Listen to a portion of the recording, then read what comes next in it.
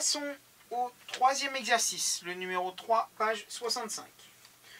On vous donne la charge totale grand Q d'un noyau est égal à 2,08 multiplié par 2 puissance moins 18, multiplié par 10, pardon, puissance moins 18 coulombs. Donc ça, c'est la charge grand Q d'un noyau. On vous demande de calculer le nombre de protons de ce noyau. Alors, encore une fois, ça, vous devez être capable de connaître le nombre de protons d'un noyau, donc obtenir Z, à partir de la charge grand Q. Le proton, c'est la seule particule chargée dans le noyau. Donc c'est la seule qui va pouvoir emmener une charge électrique. Parce que les neutrons, je vous rappelle que un neutron N, sa charge vaut 0 coulomb. Et un proton Z, sa charge élémentaire, donc petit e est égal à 1,60 fois 10 puissance moins 19 coulombs. Ça, c'est la charge élémentaire. Plus petit e dans le cas du proton, moins petit e dans le cas de l'électron. Pour obtenir le nombre de protons, on a la charge totale du noyau. On veut le nombre de protons. On divise donc cette charge totale par la charge d'un proton. Donc, vous avez cette relation de proportionnalité. Q est égal à Z multiplié par petit e. Donc, Z est égal à grand Q divisé par petit e. Donc, 2,08 fois 10 puissance moins 18 sur 1,60 fois 10 puissance moins 19. Et ça vous fait 13. Vous avez donc 13 protons. Et je vais l'indiquer là, c'est l'exercice numéro 3, page 65. Voilà pour celui-ci. Alors, on va faire maintenant l'exercice numéro 10 que vous aviez en haut de votre polycopier, au-dessus de la résolution de problème. Donc le premier là-haut. Numéro 10, entre parenthèses, poly. Donc c'est un exercice très classique qu'on a déjà fait. On vous donne la charge grand Q du noyau, Z, donc le numéro atomique.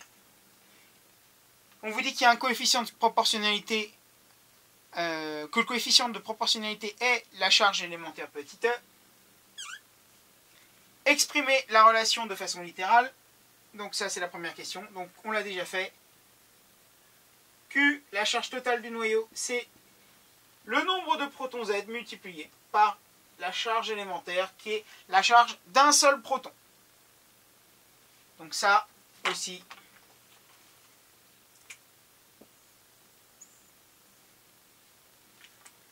c'est une évidence. Et la deuxième question, on vous donne calculer la charge du noyau de l'atome de carbone caractérisé par A égale 12, Z égale 16. Donc pour le carbone, A égale 12 et 6, c'est 16.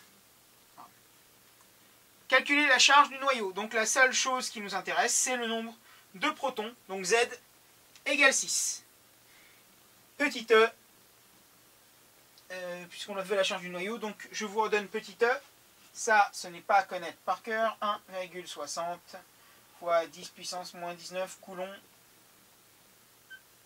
Je vous la redonnerai, sauf si je vous donne les deux autres. Je vous donne la charge totale, je vous donne le nombre de protons. Là, vous pourriez me retrouver effectivement très facilement petit e. Mais c'est le seul cas où je ne vous le donnerai pas.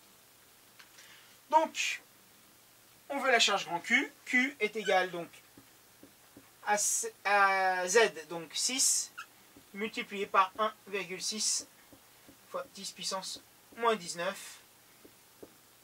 Et donc la multiplication nous donne 9,6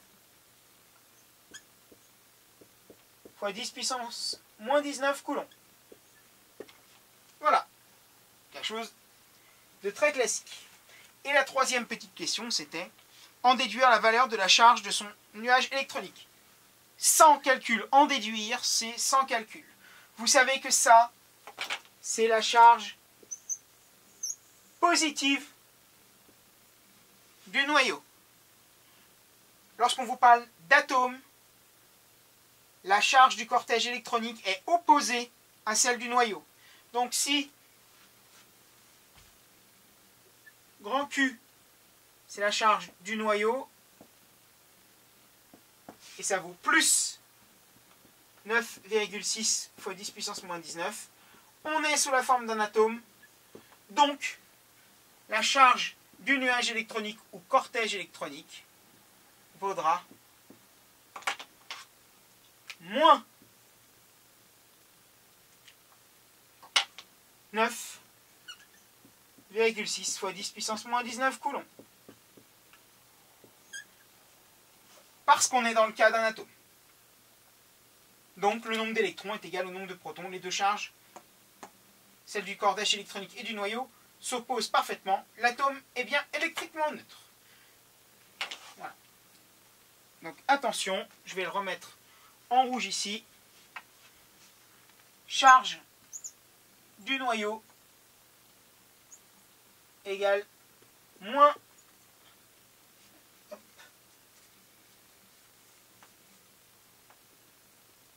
celle du nuage.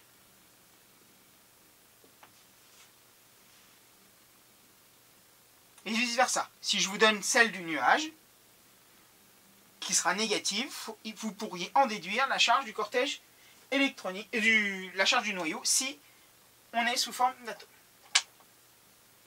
Voilà pour le 10 sur le poly.